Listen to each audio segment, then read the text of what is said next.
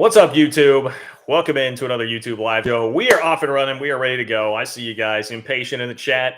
Impatient in the chat tonight. Patience. I'm here as always. Look, I just recorded an entire podcast. We just did the 3 Mod podcast right before this. So I'm a little, I'm like, it's a combination of being a little more tired, but also a little more like into it right now. I'm not starting cold. I'm warmed up. So these hot takes are just like ready to go. They're extra hot today. So you guys get ready for that. And we have a lot to talk about, man. I mean, there have been a lot of headlines that have happened between Sunday and right now. So we do not just have week 4 Big 12 games to talk about this week. We've got a lot going on. And by the way, week 4 in the Big 12, how about Iowa State Baylor? All right, great game right out of the chute between those two. But at the same time, you got Texas trying to go on the road to Texas Tech. Tech has already sold that thing out. It's the first sellout since 2018.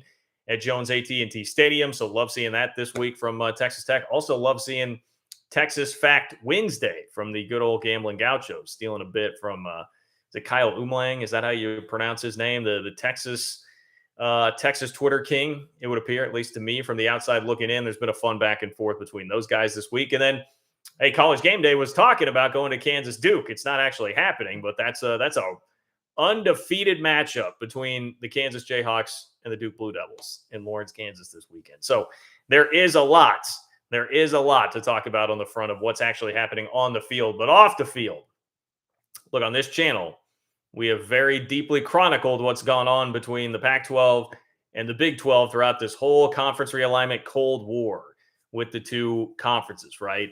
And now we are at the point where all the entire evil empire to a lot of people. Now, look, I've said over and over again, like Wilner in particular, really respect and enjoy and like him. He is doing a podcast with John Canzano, that's rubbed me the wrong way much more. And obviously, George Kliavkoff, I don't think is a real friend of many around here. What would you say if I told you that all 3 of those guys teamed up to do a podcast this week? All 3 of them teamed up to do a podcast. Kliavkoff went on that podcast and he dropped some doozies, man, including making the case very sternly that UCLA would actually make more money. It would be financially viable for UCLA, the better financial move for them to stay in the Pac-12 as opposed to go to the Big 10. And Wilner has said over and over again that there's like a 10% chance that the Board of Regents would shut this thing down and UCLA would not be able to go. They're supposed to meet again tomorrow, so those comments come out this week. Ahead of that meeting tomorrow. I don't think that's actually going to happen, that anything would be stopped here, but it's at least, I guess, worth monitoring. And Kliavkoff is really putting himself out there with those comments. But that was not it, man. He spoke on a lot of different issues and topics, and I want to cover it all because we've been following this story pretty darn closely, and they were comments that are going to resonate, I think, around here with a lot of people. So we'll break that down. Bedlam is dying right before our eyes.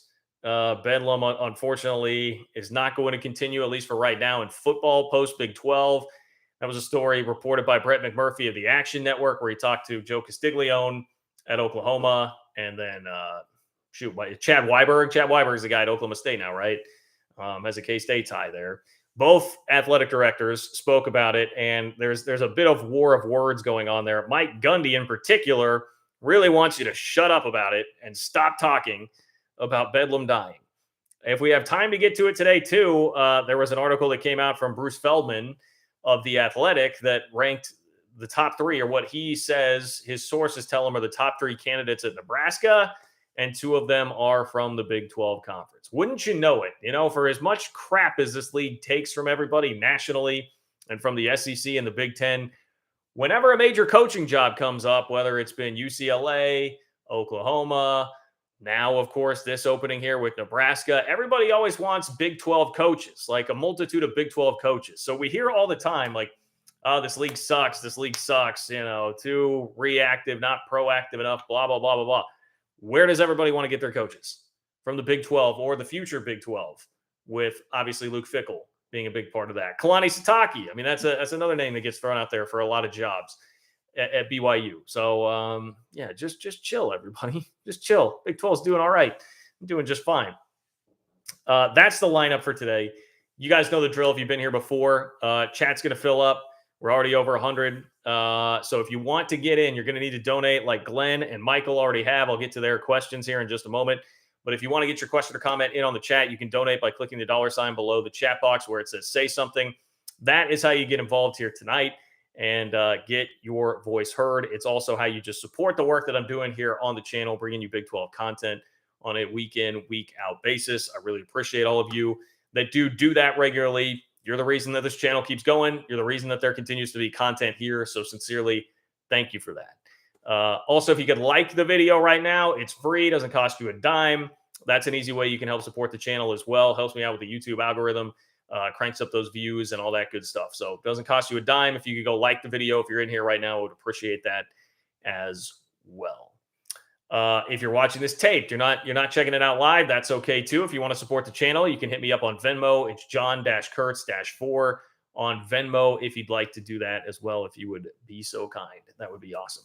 So that's what we have tonight. Let's get it rolling with Glenn and Michael here. Glenn says, if UCLA is not allowed to join the Big Ten, how does that affect USC's application? It will not. USC is not a part of the California state school system. So USC is fine. There's no turning back there. They clearly were the catalyst here. They've got the biggest brand. They've got the most to gain by going to the Big Ten. They're the ones that were really yearning for that and seemingly wanted to detach themselves from the deteriorating Pac-12. So it will not have any effect on USC. UCLA is more vulnerable for a number of reasons, one of which is because of that California state education system thing. I mean, they're tied closely to Cal, and there's a lot of concern there, obviously, about what it does to Cal moving forward. So there would be a movement there potentially to have them kind of subsidize Cal. Everybody makes the jokes about Texas and Oklahoma subsidizing this league for a while. That could be, well, hey, we're going to legitimately actually subsidize you by giving you $10 million a year if they wanted to do that. Now, Wilner still thinks that's unlikely.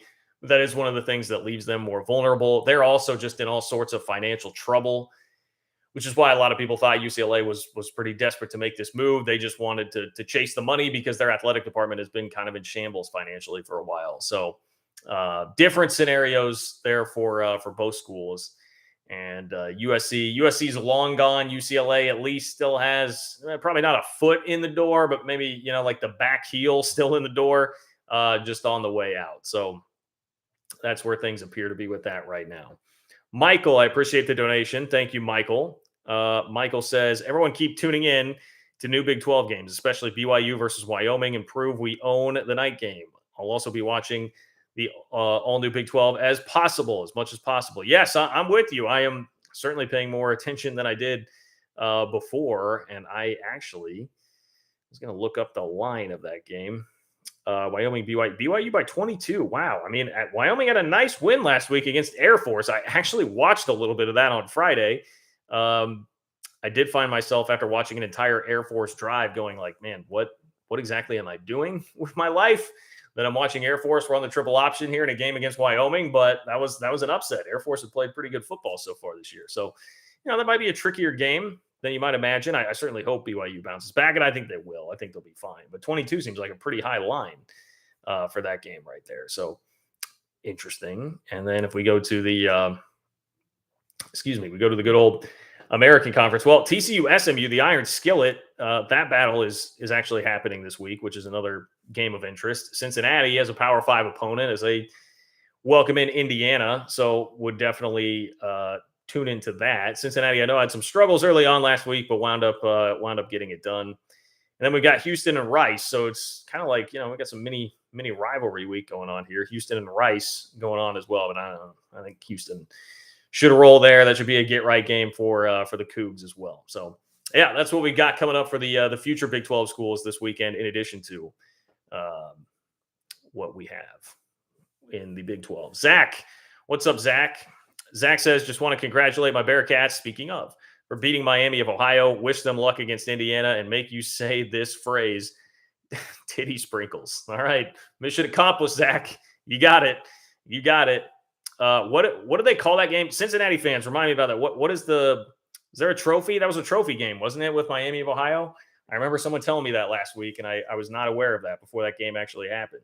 So remind me what that was. Shout out to Cincinnati for getting it done. I didn't watch any of the game, but I was monitoring the score, and I saw early on. I was like, oh man, looks like Miami, Ohio is really fighting pretty tough here. But then eventually, obviously, they succumb in the end. Boom to the Sooner. What's up, Boom to the Sooner? Thank you for being here. Thank you for the donation. As always, Boom to the Sooner. Look,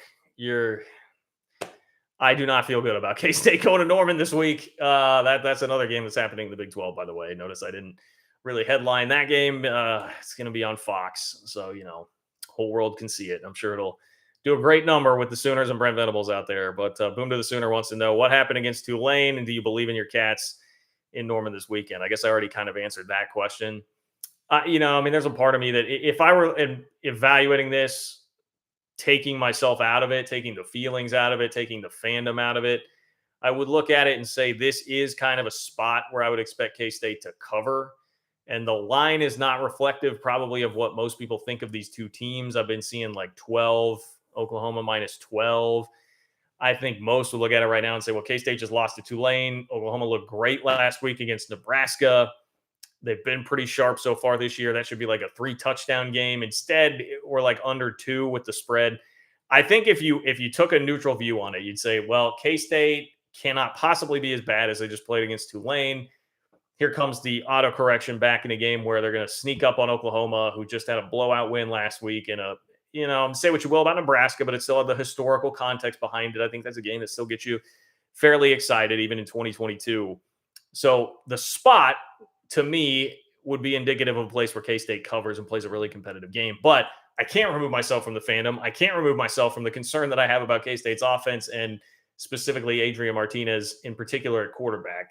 Didn't get much help from the offensive line last week. Hasn't gotten a ton of help from his receivers throughout the year. But that's really the big concern. I very much fear what is going to happen to the K-State offense going up against what's been a really good Oklahoma defense so far this year. So I don't have a lot of faith. And as far as what happened against Tulane, that's basically it. Just not much at all there offensively. Can't push the ball down the field. There's no real threat of a downfield passing attack right now. So you can just load up the box and try and stop Deuce Vaughn. And Deuce had some really bad cramping that kept him out for a good chunk of the second half in that game as well on Saturday. So that certainly didn't help. But that's really your synopsis there. Great defense. If you want a synopsis of what K-State is right now, Boom to the Sooner, it's basically I hesitate to say like diet Iowa, because they may actually be a better team than Iowa this year, but it's very much in that same vein. Not quite as extreme, but a very good defense and not much on offense. That's really what K-State is right now. And I hate to admit that, because watching Iowa football makes my eyes bleed, but that's kind of what K-State has right now. If you listen to the Solid Verbal, which I would highly suggest that you do if you're looking for a college football podcast, that they'll talk about half teams. K-State's a half team right now. They've got a defense. They don't have an offense. Matthew, what's up, Matthew? Matthew says, someone tell Houston they have a football program. That showing from their crowd last week had 4,000 people. Take notes from the Texas Tech game this week. And then throwing up the old cactus, Cacti Mafia, checking in here with Matthew. I appreciate the donation, Matthew. In Houston's defense, there was a weather delay and there was a bunch of rain.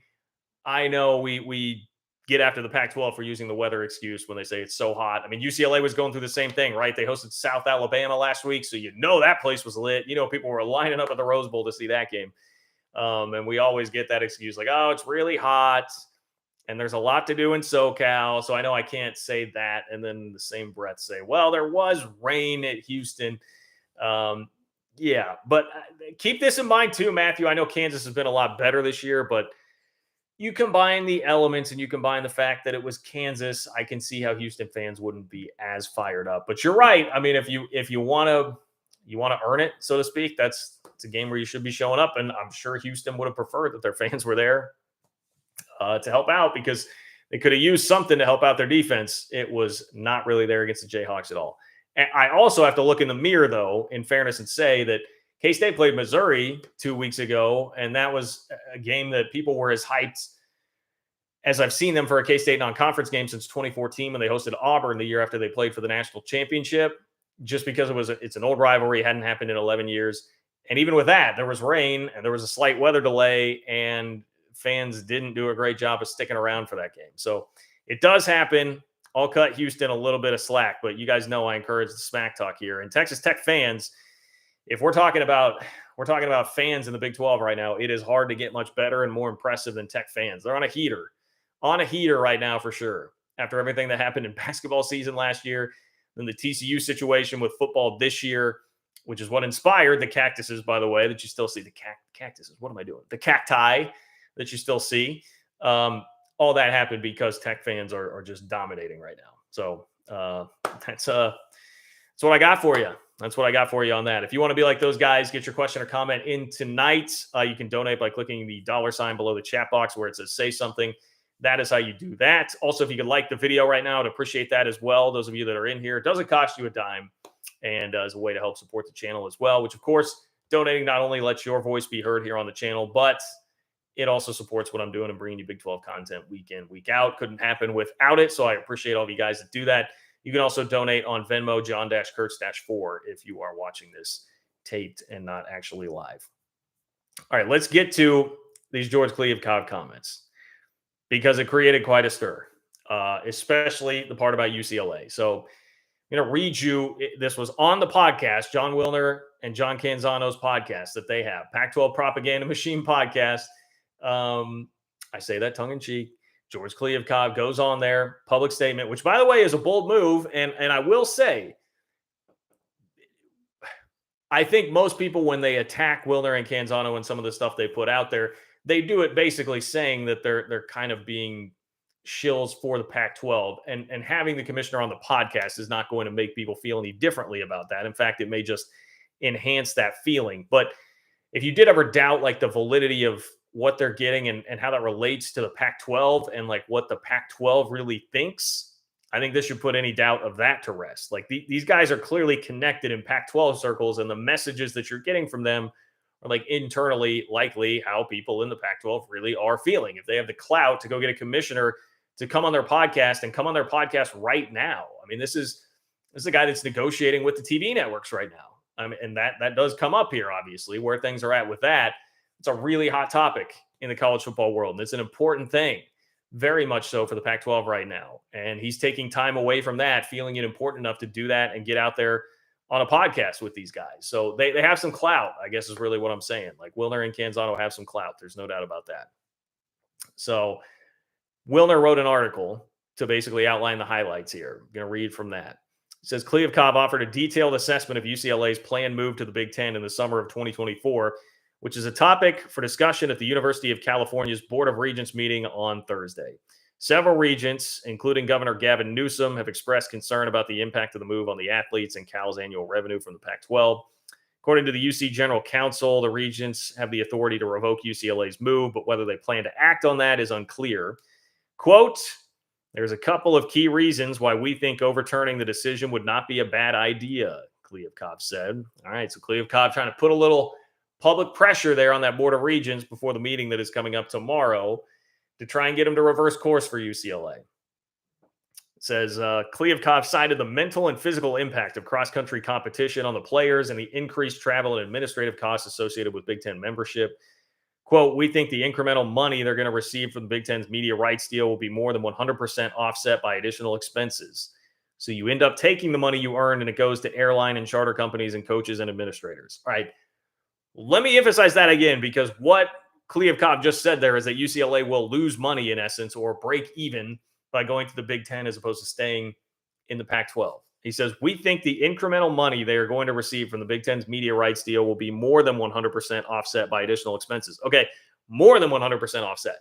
So what Kliavkoff is saying there is that UCLA will lose money going to the Big Ten.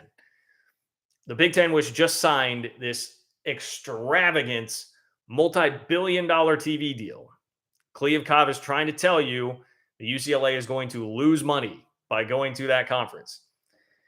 He says, quote, it doesn't go to supporting the student athletes, and obviously there's the negative impact on Cal that I'm sure the regents will take into account when they are considering this. And then this at the end, he doubled down. Kliavkoff not only said that, but he doubled down saying, quote, we are sure they are financially better off staying, and we are sure there was no other criteria in the decision other than financial. Boy, That is a bold comment, and I'm here to disagree with that on a couple of different levels. I'm not saying that there is at least a case here for UCLA competitively, and perhaps then overall would be better off by staying in the Pac-12, because we've seen what happened to Nebraska.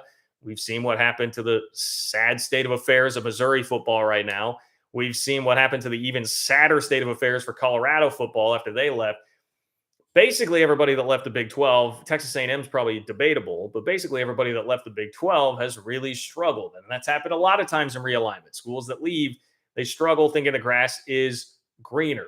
You now have the expanded playoff, which would allow UCLA plenty of comfortable access to it if they can get their act together in the Pac-12 in terms of an on-the-field product. It's going to be a lot more difficult in the Big Ten, not only making all those trips, but making all those trips to play teams that are better generally than what they're seeing week in, week out in the Pac-12. So, like, I get that that's the case, and then you can throw on top of it, hey, if you're going to have to subsidize and pay Cal an extra $10 million, like, that's basically the case there that Kliavkoff is trying to make. But come on, man. I mean, $70 to $100 million per year is the figure that's being thrown out right now for what the payouts will be for Big Ten schools after their new TV deal, which they have now signed and is official. 70 to 100 million. The Pac-12 right now is in the mid 30s in terms of payout. So you're talking at worst doubling that. Now, Wilner is trying to stress that he is feeling the $40 million range for the Pac-12's next TV deal, which sounds more and more like that's going to be Amazon and streaming only, as opposed to actual, like, over the air, like something with ESPN.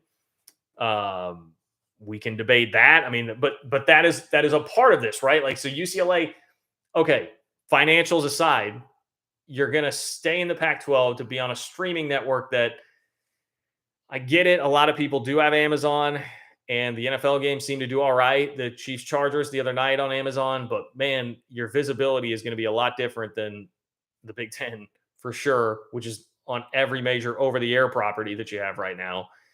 CBS, ESPN, Fox, like NBC, all over the place for the Big Ten. So you're losing out in that kind of exposure. I would definitely make the argument you are losing out in money. I don't care what they're trying to sell on that. That seems like a ludicrous, desperate point to make about the money.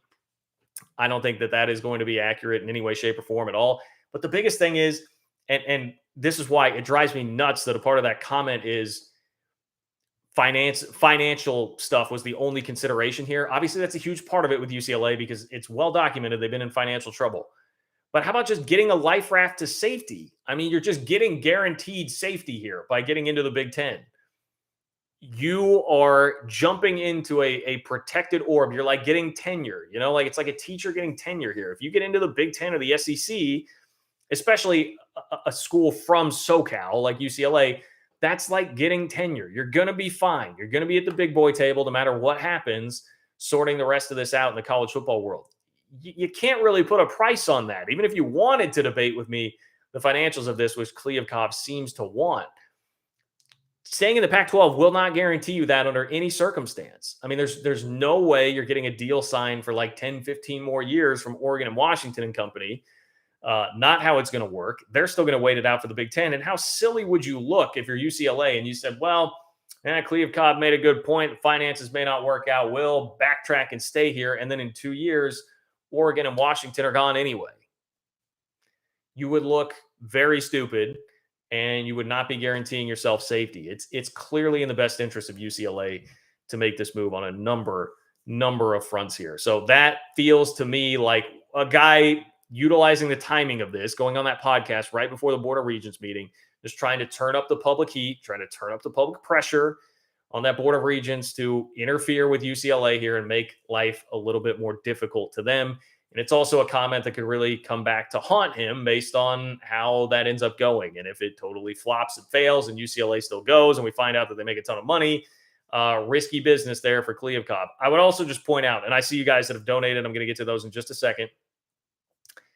How about our guy Brett Yormark, man? As our web would say, B Izzo. Like, people acted like Brett Yormark was just out here wilding out, going crazy by saying that the Big 12 is open for business and by saying that the Big 12 would want to go out west. The quote was, obviously going out west is where I would like to go. People acted like those were like crazy aggressive comments and like wild for a commissioner to be saying that. How about wild for a commissioner to be saying that UCLA going to the Big Ten, taking on this multi-billion-dollar TV deal, is going to be financially worse off in the Big Ten than they would be in the Pac-12, and therefore they should stay. That is a ridiculous comment. It just doesn't come across quite as brash as what your Mark said, but it is a worse comment for me in terms of the accuracy of what your Mark's just being honest, man. They're trying to go west. They're trying to go west. Kliavkoff, I mean, I guess you could say being honest. To me, that's very propaganda-y. That's a propaganda-y case that he is trying to make. And the case that Wilner did a long article today outlining basically the case that's being made there. And it is like, hey, they'd only make 70. Pac-12 may get in the 40s. So that could be like 25 million if they have to pay 10 to UCLA. Then you're down to 15. High-end charter flights, that's going to be like 10. So now we're talking about like a $5 million difference. But that feels like cutting so many corners. It's on the upper end for the travel costs. It's on the lower end for the Big Ten revenue. There also, Kliavkoff puts in there that he feels like the TV deal for the Pac-12 would be significantly better if UCLA stayed. I would doubt that. I mean, it's a little bit better because you still have some SoCal in there, but I don't think that's making a significant major difference. There's just a lot of corners cut in the logic there to get to where you arrive at the point where UCLA would be losing money. Also, by the way, again, even John Wilner says it's not likely to happen that they would have to do the subsidized Cal thing. So that's a good, hearty overview, I think, of the UCLA situation right now. Daniel, what's up, Daniel? I appreciate the donation. Thank you, my friend. Sorry I'm a little bit late getting to it here. Daniel says, I don't see travel as an issue for UCLA. West Virginia pays $6 million in travel a year. No way that UCLA is paying the $40 million difference in money made in the Pac versus the Big Ten. That's actually really good info to have, and I meant to look that up earlier today, so thank you for bringing that to the table, Daniel, how much West Virginia is spending. I knew it was in the multi-millions. 6 million sounds about right. I was thinking I'd seen like 4 to 5 million at one point for how much they're having to pay to travel. And I'm sure UCLA would be in a very similar spot there. Another thing that I see get brought up is like, oh, you're going to have to pay coaches more in the Big Ten. And like maybe, but again, that dollar figure is just going to be up so high. And 70 is the low end of what the team payouts are going to be in the Big Ten. So I'm with you. I do not think that is how it would all actually work out. Man, all right. I missed a handful of donations here. Sorry, guys. What's up, Michael? Michael says, honestly, won't the Big Ten take Washington and Oregon to kill the Pac-12? Probably at some point, but it sounds like the situation there right now is that even if Kevin Warren kind of wants to do that, he doesn't have the votes right now, and the votes are not there because they don't feel comfortable about the money. And so you just play the waiting game, and the Big Ten doesn't have to be in a hurry. So I think they will play the waiting game for right now. And to them, I mean, what does it really matter to them if they're killing the Pac-12 or not? The Pac-12 is not a threat. It's just kind of there. And they clearly have the leverage to basically just use and abuse it whenever they want to. So they can kind of toy with it. You know, I mean, it would be kind of like, you got like a laser pointer on the wall for your cat or your dog, just like toying with it. That's Kevin Warren in the Big Ten right now to the Pac-12. Alpha Cat says, John, now is the time to call your Mark, get him on your show and answer this propaganda. I should do that. And I had that thought this week. Like I should just put in a formal request. What's the worst that can happen? I would doubt that he would do it. I'm not really sure that. I feel like Kliavkoff kind of stepped in it and got in some trouble is not how they're going to view it, but it is putting some comments out there that could come back to bite him on a number of fronts. I don't know that that's the way you'd want to do it. Also, Brett Yormark has not really done much media at all. I would have my serious doubts about him choosing to make his triumphant return to or triumphant debut on like Big 12 media platforms on this YouTube channel. But I mean, I would love it. I would love it if he did. I know he's going to do a press conference at Big 12 basketball media days, which are coming up I think it's like the second week of October. I got that email. Like he's going to do a press conference there. So he'll speak at that point, but never hurts to try. Bob Bowlesby came on my radio show a couple of times, including once. Is that during COVID? I can't remember if it was post realignment or post COVID, but it was when, big things were happening. So yeah, it's happened before. I will try. Alpha Cat, I will put in a request because you reminded me of that. So thank you. Our web says, Marshawn now lobbing grenades at the Pac. LOL, B Izzo. Yeah, Andrew Marshawn, we talked about that, I believe, on the last show. from he does a podcast and is one of the best in the game when it comes to reporting on sports media and the sports media landscape. And he's the one that said that they were hundreds of $1 million apart. There was a part in here where Kliavkoff talked about that on how far they are apart. He said, when asked to respond to a media report last week that the Pac-12 and ESPN were hundreds of millions of dollars apart, Kliavkoff noted the series of attempts to destabilize the conference since June 30th when USC and UCLA announced their departures. Quote, at this point, our 10 schools are completely focused on the future and being together. It's now almost a running joke at our board meetings. What's the latest nonsense that someone has thrown against the wall and seeing whether someone will report? So that was basically Kliavkoff's response there. Nothing of substance, just like we just laugh at all these things that people are throwing against the wall, hoping it will stick. So, okay. All right. We'll see. It's bold strategy, Cotton. We'll see how it plays out for him. Mike, I appreciate the donation. Mike, thank you, sir. Mike says UCLA wouldn't be chasing dollars if the Pac-12 was good at business. Correct. Pac-12 Network, Larry Scott, well-documented problems there. Larry Scott, the former commissioner, got them into a world of hurt. Pac-12 Network's been a disaster. Obviously, on the football field, things have not gone well. There have been a ton of issues the Pac-12 has had. So you're right. They would not be in this position. I mean, UCLA, I know that everybody looks at it like, well, UCLA struggled on the field and that hurt the Pac-12 and now they're leaving. But the Pac-12's issues ran deeper than just what UCLA was doing on the field. So that is correct. They've had a lot of problems. Martin, what's up, Martin?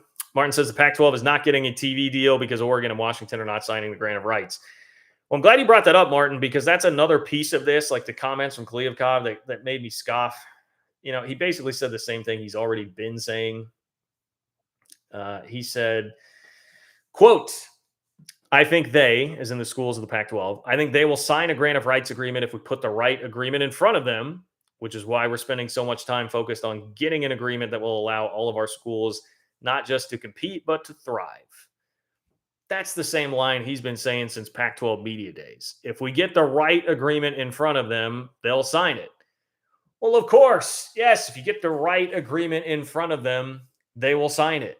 You know, I would up and leave everything and move across the country right now if you put a deal in front of me that said, we'll pay you $1 million to do it.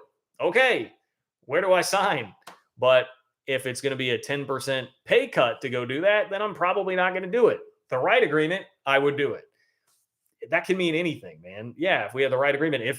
If he brought the Big Ten TV deal to the table, I'm sure Oregon and Washington would sign it if it's a multi-billion-dollar deal. But we know that that's not going to be the case.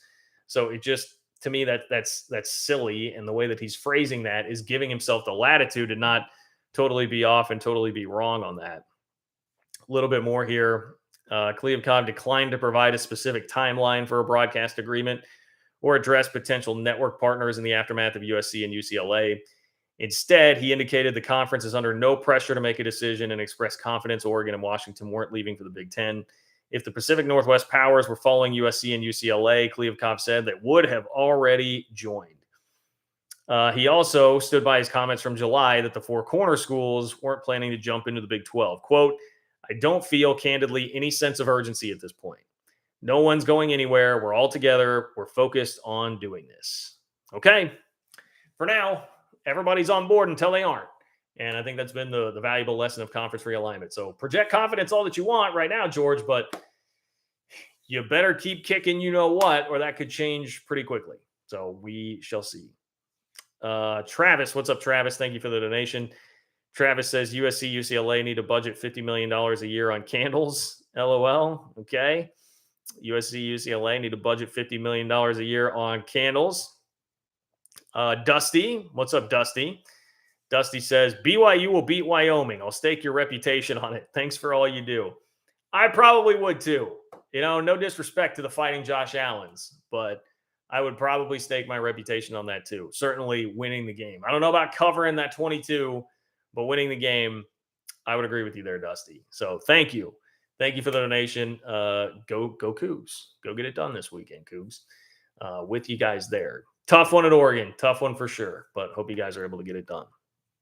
Okay, if you want to donate like Dusty, get your question or comment on the chat, you can do so by clicking the $ below the chat box where it says say something. That is how you hop in with a donation. Not only do you let your voice be heard, control the content here tonight, but you also support what it is that I'm doing here on this channel, bringing you these live chats and Big 12 content every single week. It's John-Kurtz-4 on Venmo if you'd like to donate as well. If you are not watching this live, but watching this taped. And if you could like the video, I would appreciate that as well. That is totally free. Just one click. That helps me out with the YouTube algorithm and is another way that you can support what it is that I am doing here. Do we want to talk about Bedlam, guys? Do we want to talk about Bedlam here? Bedlam, sadly, is another conference realignment casualty. And I feel like this story hits even harder and closer to home when we saw how awesome the environment was for West Virginia and Pitt not that long ago, within the last month, like 3.5 weeks ago. We got West Virginia and Pitt in the backyard brawl, a game that had not happened in a long time.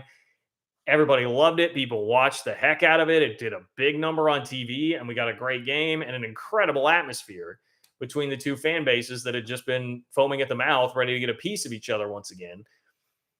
And in the light of that lesson, we're not going to get Bedlam.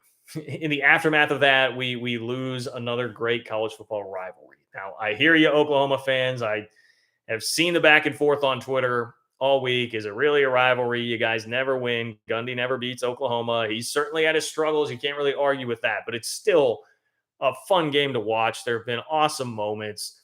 It's a game that typically turns pretty entertaining that people really want to see. So first and foremost, like, pour one out for Bedlam, man. That is a terrible loss for the game of college football. Whether or not you're going to debate the merits of Oklahoma State winning those games, it has been a competitive rivalry with a lot of hatred and entertainment to offer us here over the last, since Mike Gundy showed up in Stillwater, basically. Even if he's not getting over the hump and winning a bunch of those games. So it's exactly the type of thing that you want in college football. Just tons of hate. One school that has owned the other, but one school like always trying to get back on and get their licks in and get their wins. Like, that's what it's all about. We've lost Kansas, Missouri. We've lost Texas, Texas A&M, although I guess we will gain that back. We just saw Oklahoma, Nebraska last week. That was another classic rivalry that we're not getting. And now, K-State, Missouri, we had that. And that was a really cool environment in Manhattan. West Virginia, Pitt, and now Bedlam going by the wayside. So really sucks. Really sucks. And boom to the Sooner. I appreciate the donation. Thank you, my friend, for chiming in once again. Boom to the Sooner says the Bedlam cancel sucks because it was another OU game I could attend that was less than an hour away from my home. Yeah. And that's the other part too. Like, games that fans can attend, and the more fans that you have in attendance, like the more road fans you have in the other team's venue, like just more juiced the atmosphere gets. That's all great. But Mike Gundy, I don't know if you watched the clip, but you can find it on my Twitter feed at JL Kurtz if you go look back from yesterday. But Mike Gundy really sounded off on his thoughts on it, which I think were fair. I think if you read into the tone of his comments, it might not quite reflect what the words were. And I kind of have something to say on both sides of this for how all that went down.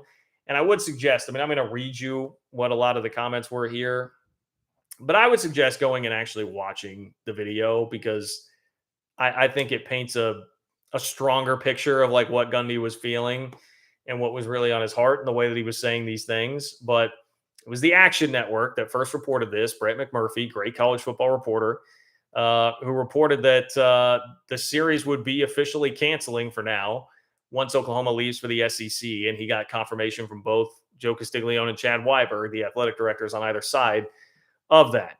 It says Oklahoma State Coach Mike Gundy said Tuesday, any discussion about his school's role in the future of Bedlam was, quote, childish. Childish. He said it's childish to talk about Oklahoma State being the reason that this isn't going to happen. He said, no, wait, this is Chad Weiberg, Oklahoma State AD Chad Weiberg said, quote, we don't have any openings to play them. We're full. Unless there are significant undertakings to make the game happen, it can't happen. Weiberg's counterpart at Oklahoma, Joe Castiglione, said the Cowboys had opted not to continue the series. So Joe C., one of the guys who orchestrated that whole move to get Oklahoma and Texas headed to the SEC, he's the guy here that's saying Oklahoma State is the reason this isn't happening. Quote, Oklahoma State has shown no interest to schedule any future games in football, so we're moving on. That's Joe Castiglione at Oklahoma.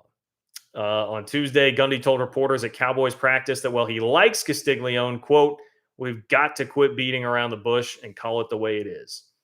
Here you go. Here's where it gets a little more spicy from Gundy. Gundy says, "Bedlam is history. We all know that. We've known that. Because OU chose to follow Texas and the money to the SEC. It's okay. So now we're having what I think are childish discussions, in my opinion, over something that's done. And I would like to make this the last statement that I have because I have no hard feelings. But what's going on now is almost a situation with a husband and wife or a girlfriend and a boyfriend when you know you're dead wrong and you try to turn the table and make them think they're wrong when Oklahoma State has no part in this." Later Tuesday, Castiglione told ESPN that Oklahoma has slightly more non-conference scheduling flexibility than Oklahoma State, but he hasn't given up entirely on a future Bedlam series. I think it will come back at some point in the 2030s, he said. All right, well, we've got that to look forward to. In the 2030s, guys, just around the corner. Maybe we'll get Bedlam back. Mike P. chiming in says, "Bug eaters suck. My horns go 13-1. Night, y'all." All right. Mike P says Texas is going 13-1 with just the close loss to Bama mixed in there and taking a shot at Nebraska. A little old school, Texas, Nebraska. The classic SEC Big Ten matchup, Texas and Nebraska, going at it here in the comments. But I appreciate that, Mike B. Here's the deal with Bedlam. Like, I think in general, Gundy is right. I don't think it's real fair to blame Oklahoma State for this when if Oklahoma were still in the conference, it would be a conference game that would occur every year. So the disruption here into, I believe I heard it was one of the 5 longest running rivalries in college football in terms of how long it's been played since the early 1900s. It's not happening because Oklahoma left the conference. That is a fact. I mean, that turns it from a conference game into a game that is no longer guaranteed and no longer on everybody's schedule. So I do think that is correct. At the same time, would Oklahoma State have jumped if given the opportunity to leave? Absolutely. We heard immediately Robert Allen, who's one of the most connected guys on the Oklahoma State scene, saying like they've talked to every conference. This was, last July. Not last July 2021, right? Right after Texas OU. Like they've talked to every conference. They're trying to do whatever they can to be aggressive. We know that Oklahoma State would jump if the SEC said jump, Oklahoma State would say how high. And by the way, that's not unique to them. That's everybody's in that situation. Remember the analogy earlier, like you're trying to get that tenure. You get to the SEC or the Big Ten, you've got tenure, you're going to be safe, you're guaranteeing yourself safety. Obviously, anybody would jump there. So is there an element of, just being a little scorned because you were on the outside looking in? Sure there is, but that's the case for everybody else in the league. So I think if Gundy's point is like, let's just all acknowledge this and be upfront and honest about it, I'm with him on the Oklahoma part, but I would also say we have to acknowledge too, Oklahoma State would have done the same thing if they were in Oklahoma's position. Both of those things can be true. So I will say that, at least to kind of both sides this deal. And if you're Oklahoma State, you do have to go out of your way to make it happen now if you want that game and that series to continue. And like I said, I think I'm getting this mixed up. I don't know that I used this analogy yet. Did I? I can't remember what I just said on the podcast I did versus what I did right now. But the analogy to me here is like, okay, yes, you can lay out all these games Oklahoma State has scheduled out for the next 10 plus years in college football because scheduling works so quirky and weird in the game of college football. And that is all true. By the way, Oklahoma State has Bama on the schedule coming up later on in the late 2020s. Have fun with that. Hopefully Saban's retired by then. Maybe that was the strategy on that deal.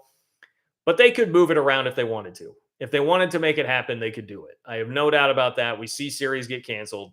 They'd figure it out. It just happened in the SEC recently, right? Where Oklahoma had to do that, rearrange their schedule. You could do it if you wanted to. And the analogy to me is, look, I'm a single dude in the dating world. It's like, you might have someone being like, they don't text back as often as I'd like to. And when I do hear from them, they say, I'm just really busy. I had X, Y, and Z going on. And I'm not saying people aren't busy. I'm really busy.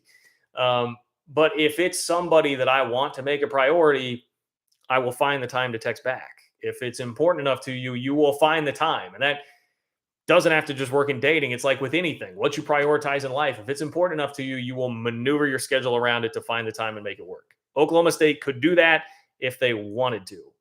If they were not feeling a little bit salty about this, they would do that. If it really was like Bedlam above everything, Oklahoma State would maneuver the schedule around to do that. That I also believe to be a reality here in this situation. They're not the reason, though, that you're in this predicament. That is because of Oklahoma. So Oklahoma State, yes, I do think is putting their foot down and has affected this, but it all goes back to the roots. Oklahoma leaving the conference is the reason that this is the issue. If I were Oklahoma State, though, I would do it. I would do it. That's the other take I have on this. And as a neutral Big 12 observer, I wish Oklahoma State would do this because I think it would help out the Big 12's TV contract. If you knew that Bedlam was going to be a guaranteed game, and I don't know how exactly it would work on I guess it would be the home games, right? Whoever's hosting the game, it would be a part of that conference's TV package. I would want that for the Big 12. That does add a little bit of value if you're guaranteeing that you're going to get a game with Oklahoma every other year on there. So there's that part. But even beyond just that, like Oklahoma State, now that we know that you have the expanded college football playoff, you'll have flexibility to drop a non-conference game and still make the playoff. Just come back and win the Big 12. Playing Oklahoma State, which they talk about in the article that I was reading, it probably being in September as opposed to the end of the year. Well, now you get that tune-up before conference play. You can go play a really good team, or at least what we figure would be a pretty good team every single year as a tune-up, and it should help you theoretically for Big 12 play, and you don't need to be perfect anymore to have a shot at the playoff with the expanded playoff. So I think you really have more latitude to go do that, and you're going to need some juice in that non-con because Oklahoma and Texas will not be on the schedule every single year. I know, a joke that I include Texas there. Oklahoma will not be on the schedule every year to help you with that perception, strength of schedule, all those things. You can go at it without as much risk because you can lose the game, and it would help out your conference and the TV contract if you would do it. I get it. I understand the sour grapes. If it were my school in the same position, I would probably feel the same way most Oklahoma State fans do about this now, and apparently the administration feels, and just saying, to hell with you guys, go do your thing in the SEC, and hopefully time heals all wounds there. I mean, like Kansas, Missouri, that was the way that was for a while, and now they're getting back and starting to play each other after just over a decade since that happened. So I'm kind of with Joe Castiglione that this will probably come back eventually. It's just going to take some time for the wounds to heal up at least a little bit, or kind of scab over. I think that's the situation that we're in with Bedlam right now. All right, I've got to get caught up on some donations here. Zach, what's up, Zach? Thank you, Zach, for hopping in the chat tonight. Much appreciate the donation, my friend. Zach says, as someone who watched the Keg of Nails, there we go. Keg of Nails, there's a rivalry game. Keg of Nails game between Cincy and Louisville die because of conference realignment. My heart goes out to the Bedlam fans. Yes, thank you for that, Zach. Keg of Nails, I remember that from playing the old NCAA video games. When you play the NCAA video games and it would show up with the different rivalry games. That was like my favorite one that I would see. I was like, whoa, playing for a Keg of Nails. That's awesome. But yeah, those type of games being lost to conference realignment are a huge, huge bummer. So let's pour one out. Got my Gatorade Zero here. Cheers. Do that one to the Keg of Nails game. Matthew, what's up, Matthew? Texas Tech versus K-State in 0-0. Can you power rank the Big 12? Texas Tech number 7. Oh, I hope it wouldn't be 0-0. But yeah, both offenses look a little suspect right now. I did catch quite a bit of Texas Tech, NC State. Yeah, offense not looking great. Defense, though, I tell you what, Matthew, I would be very encouraged. I think I said this the other day. Very encouraged by Texas Tech's defensive performance against a really good quarterback on Saturday. Power rank the Big 12, man. Someone asked me to do this last week, and it was a little tricky for me. Let me just bring up the standings to make sure I'm not forgetting anybody. Big 12. I'd go Oklahoma number 1 right now. I think they have been the most impressive. I think by default, I go Oklahoma State number 2. Texas 3, I think you have to. I respect what they did last week almost as much as what they did against Bama, because I feel like we knew at their peak with the talent they had, they could compete with Bama. So that's 3. Baylor, Then you're like, is it Baylor, Iowa State? I guess I probably give the nod to Iowa State 4, Baylor 5, Kansas 6. And then, yeah, you're talking about K-State, Texas Tech, West Virginia, TCU out of that group. Yeah, Texas Tech with the win over Houston probably deserves it more than anybody. So 7, then like TCU, K-State. I don't know. That feels about the same. And then West Virginia last. That's probably how I would go right now. If you want. Now that's totally off the top of my head. So people don't kill me too much for that. Don't get too angry. If I wasn't as kind to your school as I would really like there, that was off the top of the dome without a ton of deep thought put into it. But the man asked, and I answered the question. Browns and Beers. What's up, Browns and Beers? Thank you for the donation, my friend. Browns and Beers says, look at West Virginia and Pitt. They're scheduled to play 8 of the next 11 years and hopefully many after that because the schools prioritize the game. Exactly. But again, a situation where it took time. You had conference realignment happen. West Virginia leaves, and it took, wasn't it 10? It was 10 or 11 years, much like K-State, Mizzou, before they finally got back together again to play the game. So it took time, but now they have gotten back on the same page. And I, again, would be pretty confident in that happening. I really would. I see Kickface says Kansas should be in the top 5. It's tough. And this is where ranking teams that quickly gets off the rails because I put Baylor ahead of them. And if you're going by like merit, what they've actually done this year, Kansas obviously would deserve to be in front of Baylor. Power rankings to me, am I doing this based off of resume? Am I doing this based off of what I think the team is? And I did a little bit of both in those rankings. If I were to put some thought to it, I could pick one objective there and perhaps be, okay, just based on your resume and what you've done, Kansas would be higher than that. It's just, I think at the end of the year, Baylor would be a better team than them. So that was really why I factored that in there. Oh man, Zach, power rank the future Big 12 schools this year. Oh goodness. I'll just say off the top, I have not watched enough, especially if I have not seen much of Cincinnati. I have not seen much of UCF. I have watched some BYU and I've watched some Houston. But a big piece of that is Houston playing 2 Big 12 teams. So I've just seen a lot more of them. So just, again, grain of salt in the interest of full transparency and honesty. I think at the end of the year, BYU will be the best team out of the bunch. I think Cincinnati's number 2. I think UCF is 3. And Houston's got to show me something, man. I am worried there. And as much respect as I have for Kansas and the start that they've had, and Jalen Daniels playing like the best quarterback, maybe player in the country right now. Like, I mean, what's going on with the defense there? Blew the game against Texas Tech too.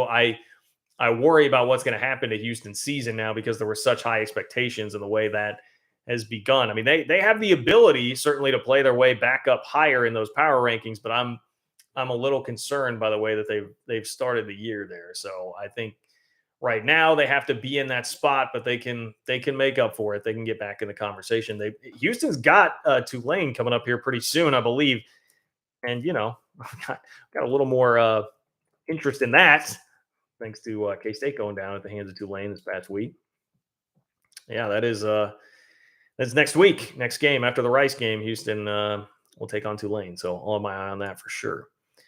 Vanity Rose. What's up, Vanity Rose? Thank you for the donation. Vanity Rose says, I don't expect it, but if somehow things went nuts, so UCLA stayed and Stanford were to go, we could just tag in with San Diego State and Fresno State. Okay, so Vanity Rose saying UCLA stays, Stanford goes instead, and then you get San Diego State and Fresno State in the Pac-12. Interesting there. I think if I were the Pac-12, I would rather have UCLA than Stanford. Cal still gives you somewhat of a presence, minor as it might be, in the Bay Area, and then you can have a little bit of SoCal back. San Diego State beefs up your SoCal presence. Fresno State's been obviously a very nice, solid program as well. And, it's probably all right for the Pac-12, but I don't think that that's like a long-term, we're going to really shore up the conference stability type of solution there. But anyway, all right. getting pretty close here. If you got something, get it in right now. Click that $ below the chat box where it says say something if you want to get in. I have not talked much about Iowa State and Baylor, so I should probably hit on that game here real quick. But if you have a question or comment you want to get in right now, this is like your 3-minute warning. Make sure you hop in there, $ below the chat box where it says say something. You can also donate on Venmo, John-Kurtz-4, and make sure and give that video a like as well. That is free and a way that you can support the channel also. Okay. Baylor and Iowa State, man, that's an incredibly intriguing game. Iowa State at home, a 2.5-point favorite. Really tough to beat them in Ames. I'm sure they're going to feel like they owe Baylor something for the way that some of those games have gone here lately. And Iowa State just very sneaky here. This is one of those teams that, like, I am very intrigued to see how they respond to like a real true test, because Iowa is just looking right now like that's not the test that it typically would be. And it was still a struggle for Iowa State to win that game. Hell of a drive to get that go-ahead touchdown to win the game in Kinnick. But I'm not totally convinced by just that effort and then beating up on a couple of teams that Iowa State should have beaten up on. Now, in general, Iowa State has done absolutely everything that they should have done and really could have done up until this point. But what happens now with a real test coming in Baylor, a team that has already tasted its own blood this year by going and getting bludgeoned at a little bit, bludgeoned, the wrong word, by getting beat by BYU in that game that they played, right? So that's the interesting part to me. Baylor has left a little something to be desired for me, but that was in the one game that they actually played real competition also. What happens when Iowa State does that now? My theory has been, and I've said, like, look, last year, Iowa State went 7-6 with this crazy roster and thinking like, oh, what's going to happen now losing all that talent? How big of a step back will it be? I thought, Iowa State fans, like I said, the outset of this year, I don't think it's going to be some massive step back because like Campbell's floor is pretty high. That's not going to be like, hey, we lose Brock Purdy and Breece Hall and Mike Rose and we're going to go 3-8 this year, 3-9 this year. I didn't ever think that was going to happen. I thought they'd at least be 6-6, 7-5, that kind of a team, which is typically what Matt Campbell has been. But if they win this game against Baylor, all of a sudden you're talking about a better season for Iowa State. You're talking about like, all right, can this team be in the Big 12 championship conversation? Especially because this year just feels like a year where everybody's going to beat up on each other. Oklahoma has they've been the most impressive team, and maybe they will be able to dodge some of that. But it feels like this is going to be a year where everybody beats up on each other. So if Iowa State really wants to be in this conference title conversation, they certainly can be if they win that game against Baylor this week. Pokes fan 88 says Oklahoma State bye week, so no question. Hate how early it is. Well, thank you for the donation anyway. Thank you for popping in. You'd always rather have the bye week in conference play at some point. Tough spot there for Oklahoma State to get it. That's not always the best way that it works out schedule wise, but I think the Pokes will be fine. And you can still make use of that bye week here. And then, hey, Oklahoma State Baylor next week, man. Oklahoma State Baylor, and then Iowa State Kansas. We could have 4-0 Iowa State against 4-0 Kansas in Lawrence next week. And if you were reading Travis Goff's tweets, the athletic director at Kansas, after it was announced game day was not going to Lawrence this week, he quote tweeted it and said, well, that's fine. We'll be okay. And something to the insinuated, basically, I think he said, we'll be ready October. Is it October 1st, whatever next Saturday would be? Said, we'll be ready. So his insinuation seemed to be there that if Iowa State and Kansas both win this week, that could very well set up College game day next week in Lawrence. So something for us all to look forward to, right? And on that note, I think I'm going to get out of here. But I appreciate you guys as always. Hit me up on Twitter at JL Kurtz if you have anything. I try to be pretty responsive in the DMs there. John-Kurtz-4 again on Venmo if you'd like to donate and support the channel. Spread the word to your friends and family. If you're on social media, in social media groups, fans of your team, fans of the league, whatever, spread the word about the channel. Get as many people to fill up this great community that we have here now. I appreciate that as always. Enjoy the rest of your week. Enjoy the college football weekend, and I will talk to you guys all soon.